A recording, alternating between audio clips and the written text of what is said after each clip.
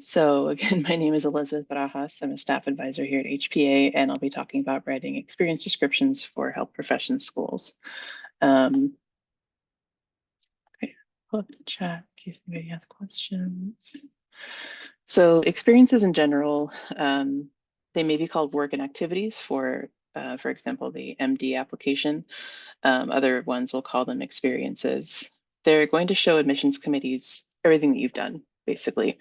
And within that, you're going to have the information about the specific experiences as well as a brief description of what you did and potentially what you learned about it or some kind of reflection.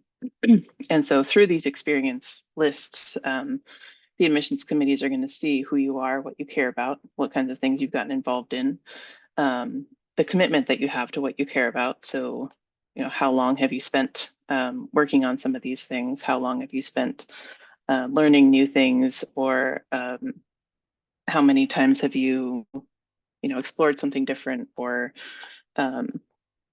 potentially seen, a different part of the healthcare field? Because they also want to know that you understand what the field is like. So that would include having shadowing or potentially working alongside healthcare providers in the field that you're hoping to go into. They also show the value that you bring to that field. Could be anything that you have from your experiences, any kind of skills and attributes that you've gained that are going to be a benefit. Generally, they could include what you've done since you graduated from high school. It could be something that you started in high school and continued, but if it's something that started in high school and ended in high school, then you wouldn't include it in your application. The only exception to that that I know of is the vet school application, which would that you can include things from high school there. And actually, I meant to ask before, and if everybody could put in the chat, what field are you hoping to go into, and when are you hoping to apply?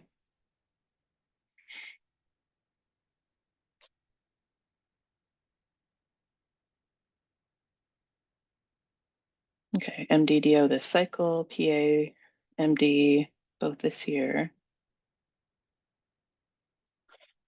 MDDO, OT next year, okay. Nursing this year, awesome, we have some variety. PT, MDDO, and dentistry, awesome, okay. And then MDDO, let's see, anybody else? Looks like that might have been everybody. Okay, great. Thank you for sharing that. I will try to touch on those particular fields in my presentation as well. So these can include past, current, and potentially planned experiences, depending on the application system that you're applying to.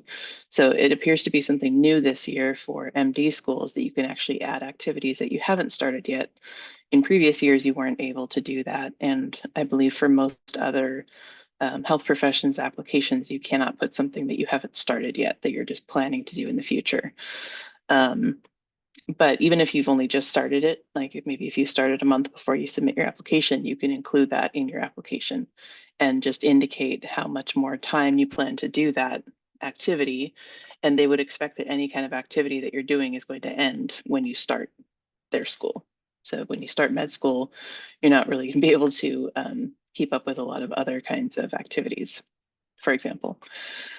So these experiences can also include things related to your future field and healthcare in general, or things that are completely unrelated. So maybe playing an instrument or playing sports or being a tutor for little kids or walking dogs, volunteering at an animal shelter. It could be anything that you've done.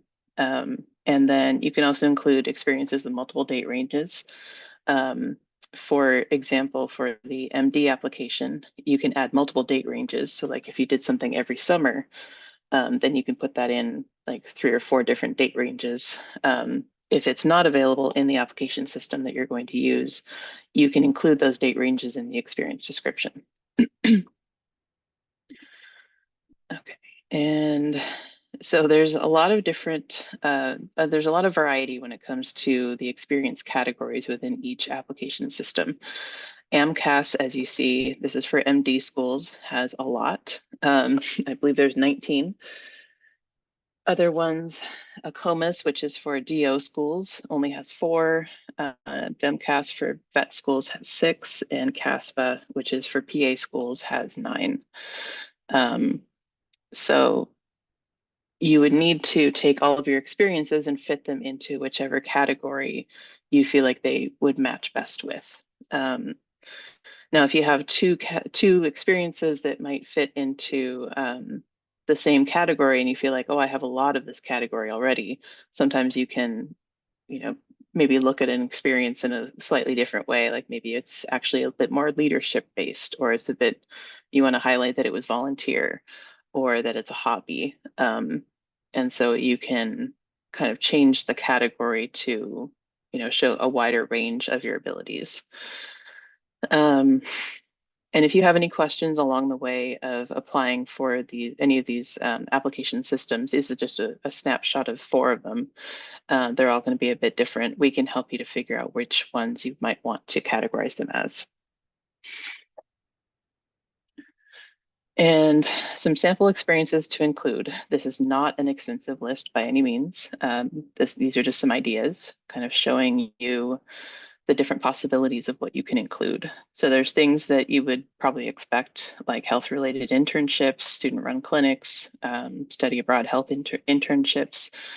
But then there's also AmeriCorps or volunteering in a nursing home, lab research, conference planning.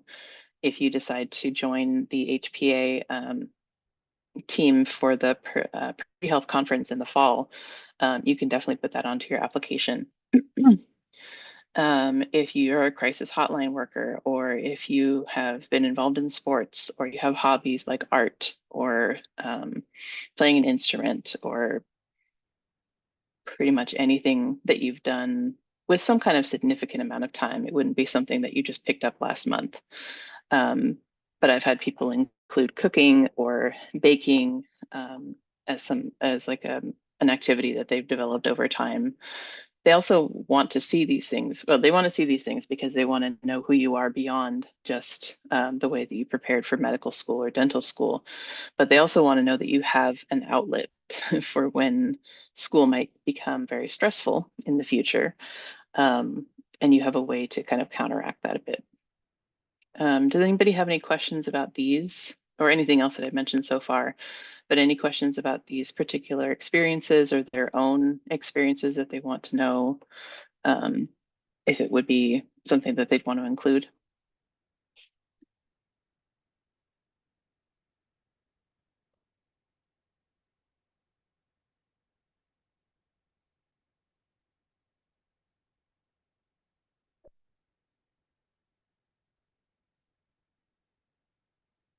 Good question. Mhm, Um, I have a few experiences that all branch from one organization that I was a part of. mhm. Um, and they all kind of do different things. I have different roles.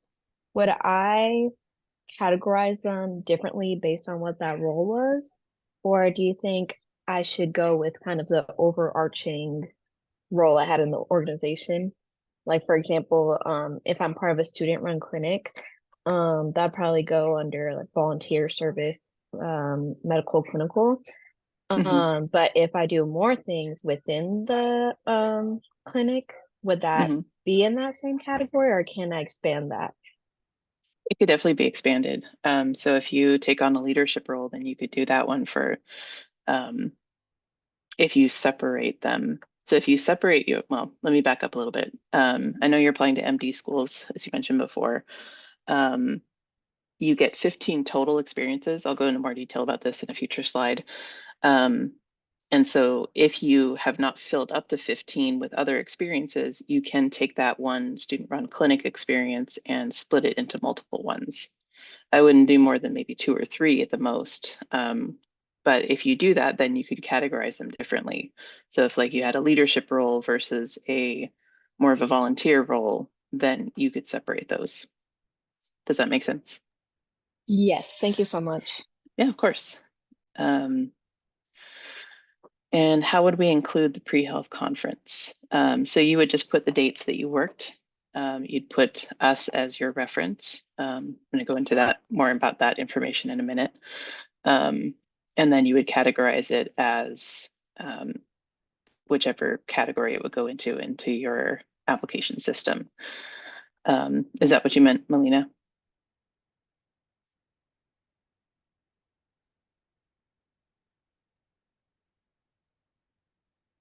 Okay, great.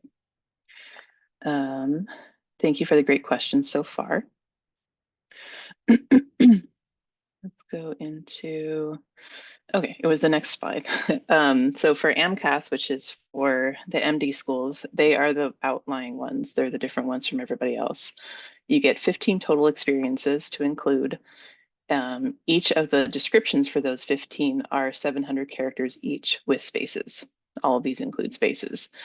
Um, from those 15, you get to choose 3 most meaningful experiences. There's actually a little box that you click, like, is this a meaningful experience? And you click yes.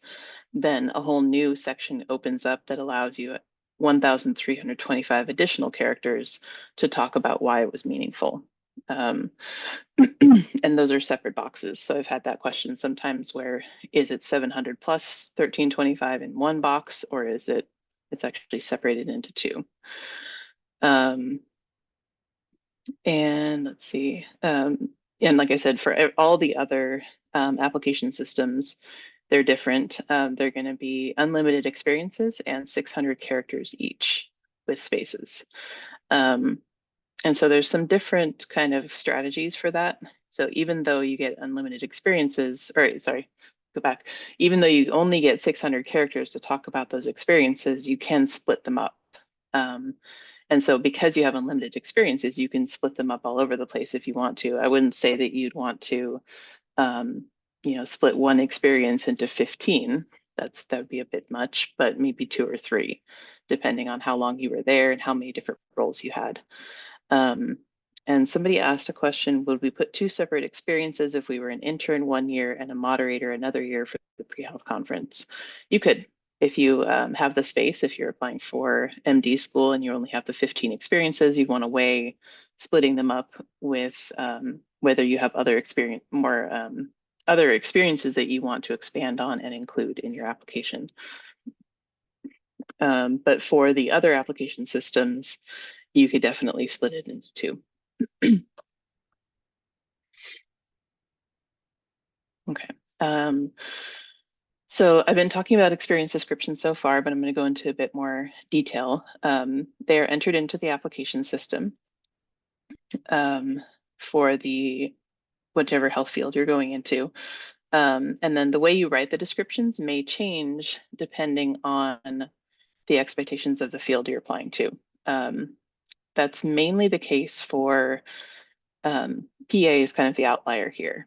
So for the other ones, I'm going to go into more detail further down this slide, but for PA, it can really just be very cut and dry. So you can put basically what you would put on a resume. It doesn't even necessarily need to be full sentences. They really just want like the nitty gritty of what you did in your experiences. It's not so much of the reflection. For any other field, they would be looking for at least a little bit of reflection within each one. I know it sounds like you don't get a lot of space, which you don't, but it is possible to include, like I have down here, 1 sentence to describe the experience or organization if it isn't clear from the name, 1 to 2 sentences to describe your roles and responsibilities, and then 1 to 2 sentences to show your accomplishments, skills you gained, lessons you learned, and the impact the position had on you.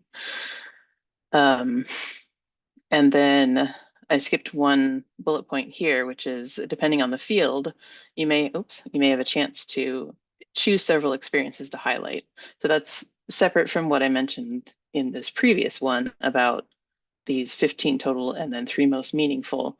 For dental school, and I believe for vet school, and now I'm blanking on some of the other ones, you can choose several of them to highlight as most important, but you don't get an additional explanation space for that. Let's see, so, oh yeah, go ahead.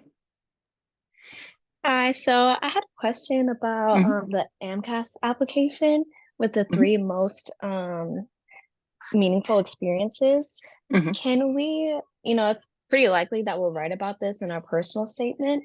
Hmm. So could we write about these experiences in a way that assumes that they already know the description based off of the experiences section? Or should we kind of go over it again? You wouldn't, mm, I mean, let me back up. You can talk about both of them, or you can talk about them in both places. So I know some people have that question too. Um, but when they see your application, the first section they're going to see is the experience section. So they're going to see all of the things that you've done. Now, that said, they may not remember from your experience section what a particular experience was when they get to your personal statement. Um, which doesn't mean that you need to introduce it in great detail again in your personal statement. It just means that maybe you give a brief description, like if you transition into a new paragraph of your personal statement, you say, um, this is what motivated me to go into hospice volunteering, where I was able to work with people on a daily basis to, sit with them and talk. So that could be enough of an explanation of what you did there, and then you could go into a story about that. But the experience descriptions is more of like the zoomed out version, not like the zoomed in on a story. This is going to be like, what did you do overall as a hospice volunteer? Does that make sense? Yes, thank you. Okay, yeah, no problem.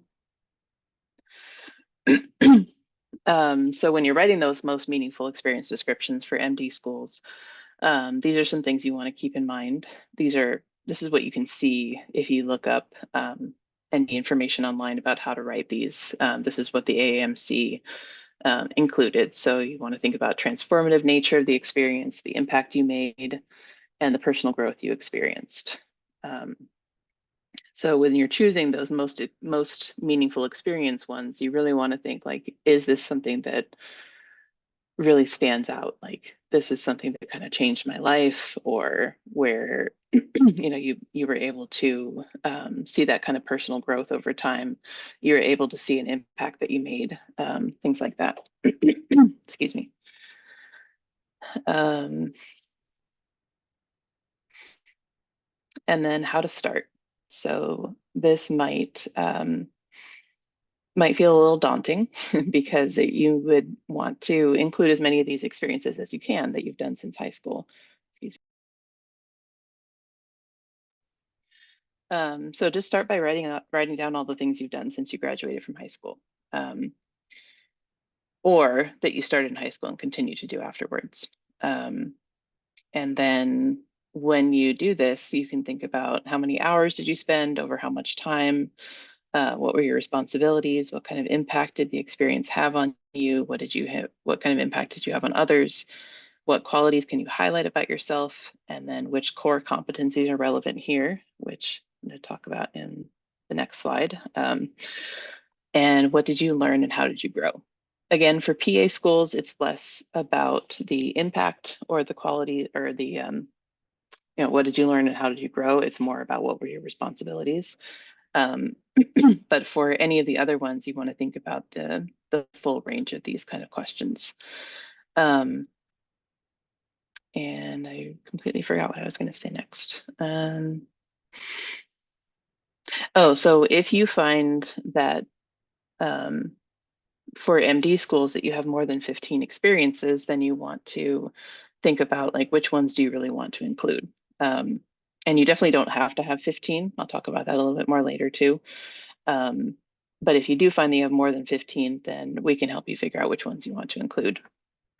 And somebody had a question, are we allowed to include experiences from taking care of a family member with a terminal illness? Yes, you can, definitely. And then just talk about the reflection. Or if it's for PA, then maybe just more about the tasks and responsibilities that you had. But yes, you can definitely include that. Okay, so if you were in the presentation last week for personal statements, I did go over the core competencies then, but if not, these are what medical schools are looking for specifically in their applications, but I feel like they're very relevant for any kind of healthcare field. These are things that you want to show throughout your application. They're going to be evident in your personal statement, as well as your experience descriptions, and even in your letters of recommendation, which, although you won't write those, you can indicate to the writers, the people who are asking to write your letters, to say, I feel like you could speak to my reliability and dependability, or my scientific inquiry, or my knowledge of human behavior and living systems. So you can also kind of say, hey, this is why I'm asking you for a letter, and can you please mention these things? Maybe not directly, but and as I also mentioned last week, in you definitely don't need to have all of these in your application. You just want to do the ones that really speak to you.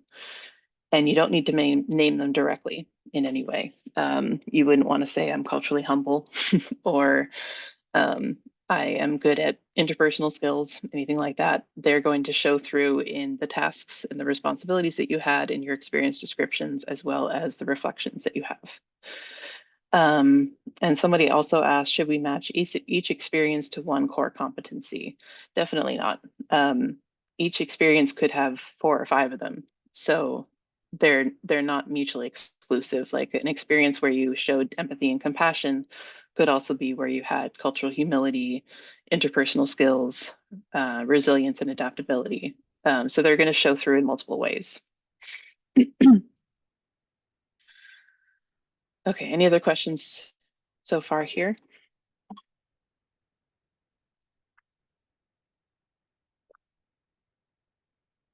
Okay. So this is the information that they're going to ask for. They're going to want the experience type. So like I showed before, is it volunteer? Is it paid? Is it clinical? Is it academic, conference kind of thing? The experience name. So where did you work, or where did you volunteer? They want a contact name and title. You want to include that for each and every one of them. It is highly unlikely that they will contact those people, because that would be a lot for people to do who are on admissions committees and reading thousands of applications. But it does not show well if you don't have something, because then they might think, well, why don't you want us to contact them? If the person who was your supervisor is gone by the time you apply, you can just put someone at the organization who could speak to the fact that you were there.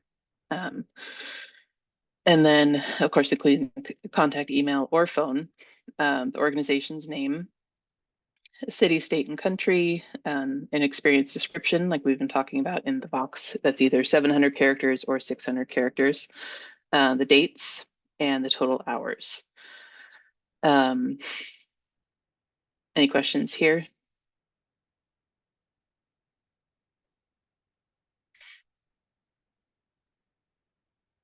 Okay. This is what the experience sections look like in an application. So experience type, experience name. Obviously, we blocked out the contact name and title, and email and phone. But then it would be the organization name. This is for MD schools, so this is why the most meaningful experience is here. This person clicked no. So there's only the one box of 700 characters rather than the box of 1325. And they had completed dates and anticipated dates, and then a brief description.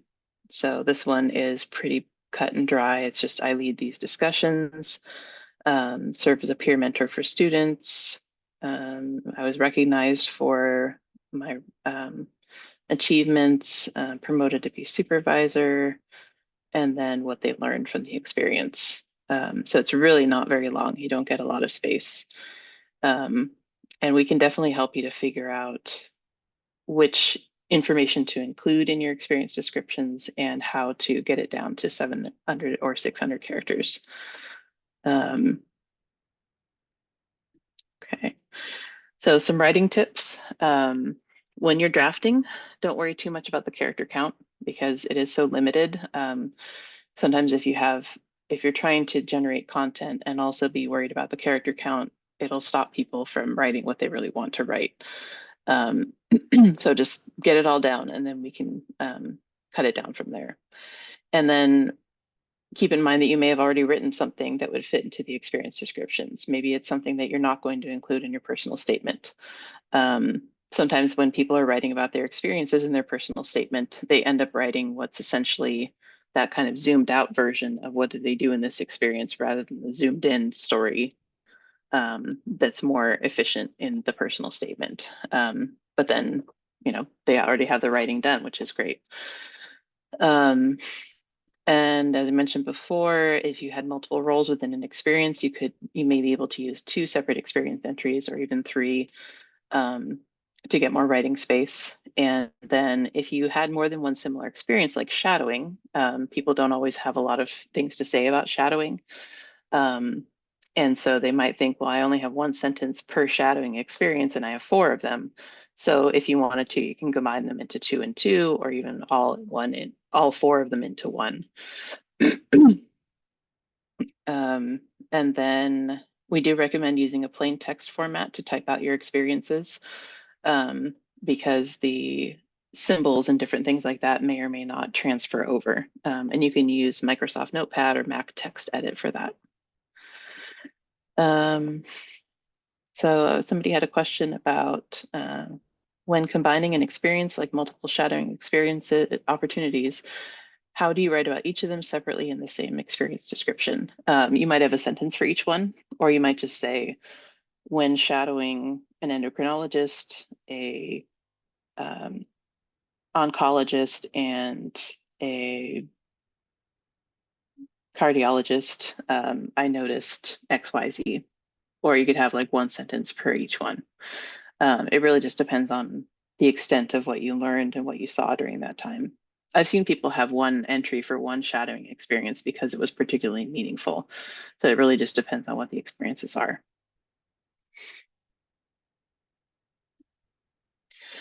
Now, there's a lot of common questions. Some of these have come up already, but I'd like to address some of these. And of course, please feel free to enter your own into the chat. I think I mentioned already, do I need to have 15 experiences for AMCAS? No, you don't. Most people, I would say, have between 9 and 11. You could definitely have more than that. I wouldn't have too much fewer than 9, though. You'd want to show that you have a wide range of experiences, a wide range of interests. And again, it doesn't have to just be clinical or research or something healthcare related. It can also be hobbies and other interests outside of school.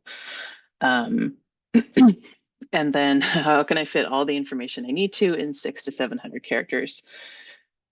It's a challenge. Again, though, please don't think about that kind of limitation when you're trying to draft. Just get your ideas out and we'll help you get it down to 600 to 700 characters. Now, if people are applying for MD and DO schools, that means that you're writing some that are 700 characters and some that are 600 characters. So sometimes people like the strategy of writing them for 1 application first, and then so like the MD one first, so they get the 700 characters, and then doing the DO one afterwards, so they're just cutting back. Or they go the opposite way and do the DO ones first and then expand for the MD ones. And then should I include an experience in the experiences section if I'm also going to talk about it in my personal statement? And I did cover this a little bit, thanks to Murty's question before. So yes, you can definitely include them in multiple places in your application, but you'd want to talk about it differently. So again, the experiences section is more of a broad overview with a bit of reflection, and the personal statement is where you'd want to go into more detail about maybe a specific story of working with a patient or somebody else that you've worked with that would highlight the skills and attributes that you have that you bring to the field. So it's going to be different information, but you can definitely have things in both places. Now, next one is a very common question that we get. Should I write stories in my experience descriptions? And I'm actually going to turn it to you guys and say, should you write stories? What do you think?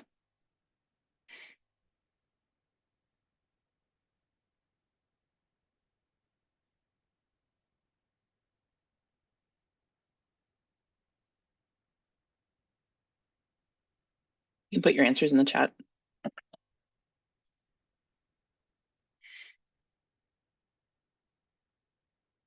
Okay, one person says no.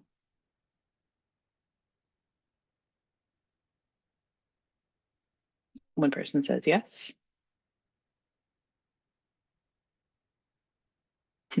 I like the question marks though. They're like, no, maybe, yes, maybe. Use that for the personal statement section. As long as it flows. Another one said. Okay, so we have a few different opinions on that. In general, we say you don't need stories in your experience descriptions. You may hear this online from certain people who help students who are applying for medical school or other health professional schools, that you need stories, but that is definitely not the case. We actually had a forum for pre-health advisors a couple of years ago where someone asked that same question, and admissions committee members got back to us and said, no, we would prefer more straightforward answers. It's not to say that you can't tell stories, but most of the time when I see people who have included stories there, it's very difficult to tell what they did in that experience because the story takes up most of the space, and we don't know as the reader, what did you do on a daily basis? What kinds of skills did you learn? What kinds of overall reflections do you have? So I would say in general, we would recommend just being very straightforward. You can definitely keep the stories for your personal statement and for your secondaries or supplemental questions later on in your application. When should I start writing my experience descriptions? You can start anytime. You may have already started if you're drafting a personal statement now and you find that you don't want to use it for the personal statement. But if you are in the application cycle, we would recommend starting your route now if you haven't already. So making that list of all the experiences and then keeping track of all the information for each one. Some people find that it's helpful to make a spreadsheet with all of their different experiences and then the different information for each one, just to keep track of them all. And do I need to include a contact? As I mentioned before, yes, you need to include a contact of some kind for all of your experiences. Do I need to relate all of my experiences back to my future healthcare field? And I'm going to actually turn that back to y'all. Can you put in the chat, do you think that you need to relate them all back to dentistry or nursing or medicine? Definitely not. Nope.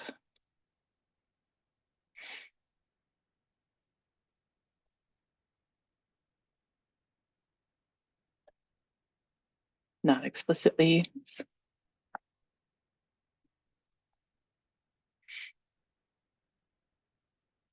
Yeah. You definitely do not need to relate dog walking back to why you're going to be a good dentist in the future, or playing the guitar or anything like that. It's just in and of itself, what kind of reflections can you express of what you've learned about yourself or what you've learned about other people from those experiences? But it doesn't have to say like, because I played the guitar for 10 years, I'm going to be a good nurse, which would be a hard, I mean, maybe that has something to do with it, but that would be a hard connection to make. And then someone had a question a few seconds ago. Can you do a combination of both storytelling and just a regular description depending on the experience? You can, but it is so short that it may be very difficult to do that. And then they asked also, is it better to be consistent? I would say it's important to be consistent. So if you really want to tell a story about an experience, if you are using this for the MD application, then you can tell a story in the most meaningful section. But for the 600 or 700 character part, it's pretty difficult to do. If you want to try, you definitely can, and we can help you with that. Okay, and then should I write in complete sentences or in bullet points? I kind of touched on this a little bit with the PA application, which could be in bullet points or complete sentences. you don't have to do one or the other. I usually recommend complete sentences because it helps you to be able to connect different ideas. And I think it's hard to have a sentence about reflecting about something if it's in bullet points. Now, if you decide to use one or the other, you want to be consistent throughout the application or throughout all of your experiences. So if you do complete sentences, use that for all of them. Bullet points, use that for all of them. You don't want to go back and forth. Um, and I already touched on the activities I plan to do in the future, but haven't started yet. So for most applications, no, but for MD schools this year at least, you can include those. Okay, so I have a couple samples. If you all can take a look through this one, take a look through the writing here, and we'll reflect on it when I'll give you a few seconds to do that.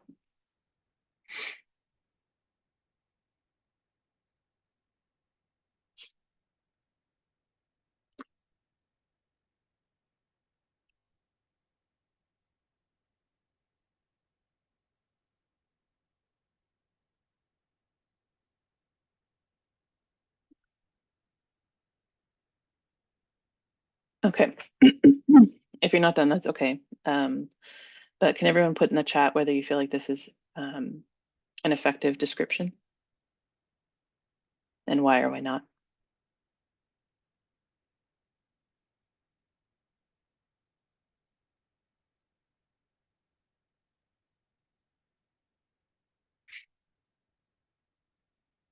Okay, so we got, I don't think so because it's vague. Initially, yes, but the end did not say what was explicitly learned. Yeah, so it is pretty vague. It's saying we made a huge impact on the community. What does that mean? What is a huge impact? How do they know that? Like, if you're going to make a claim like that, you need to have some kind of evidence, maybe some statistics or something that would really show like this, that we did make a huge impact. And then, for example, they also say, I learned a lot from this experience. Okay, like what? What did you learn exactly? How did it solidify your desire to become a physician to serve this population? And again, you can't have a ton of detail here, but I think you'll notice that the next one is a bit more efficient. I'll let you read that one.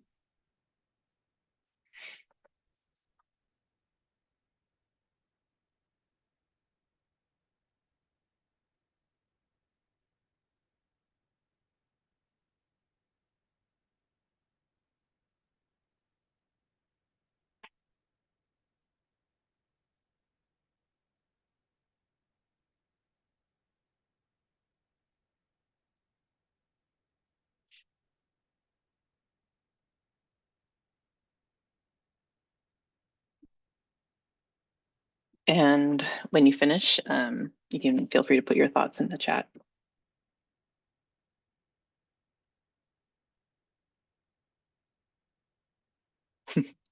Yeah, I like this one too.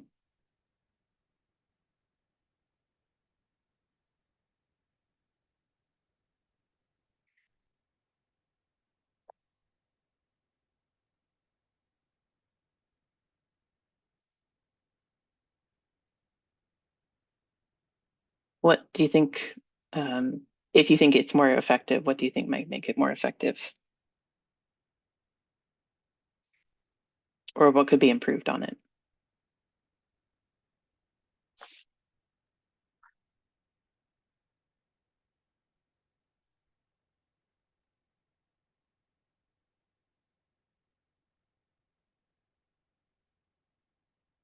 Connected to a larger goal of addressing healthcare disparities.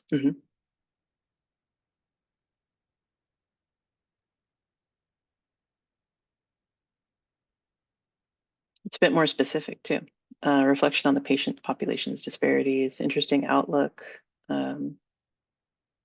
less about what the student learned directly and more of a bigger impact. Yeah. So they're not trying to say that they changed people's lives. They're not trying to say that they fixed everything for everybody in the community. And someone else says describes their thought process too, instead of just going through the motions of a blood glucose check. Yeah. If you're doing a blood glucose check and you mention that here, they're going to know what that means. They're going to know what's involved in that. Or in taking vital signs or a preliminary review of systems. You don't have to go into detail. It's mainly like, what did you learn from this experience? And I think what I was saying before, they're not trying to say that they fixed everything or that they had a huge impact. Like, for all we know, they had a minor impact. It's still important, of course. It's still an important impact that they could have on the community. But it's also recognizing that that there's a lot more we could do to help people like this. So, and that was the last slide. Does anyone have any final questions or reflections on what we've talked about?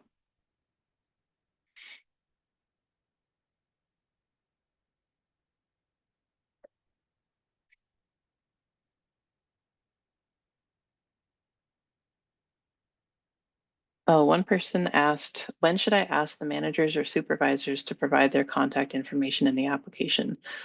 Um, so you're going to put their information in the application, but you can let them know that they may get a phone call or an email asking to verify your participation or your time working with them.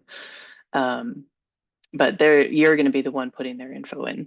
And then another question, would you consider that last one style too storytelling, like for PA?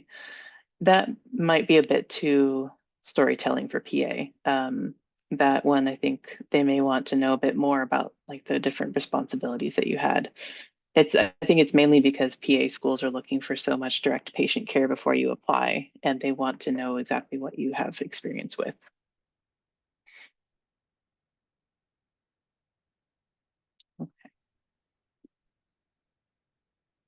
Yeah, go ahead. Kind of a silly question, but is there a specific order to these experiences? Like, for example, is it chronological order or can you choose? Yeah, definitely not a silly question. That's a great question. I should include that in my next one. um, no, they're not going to be in any particular order when the admissions committee see them. They may sort them by whatever order they want in order to view them, but it's not anything that you need to do.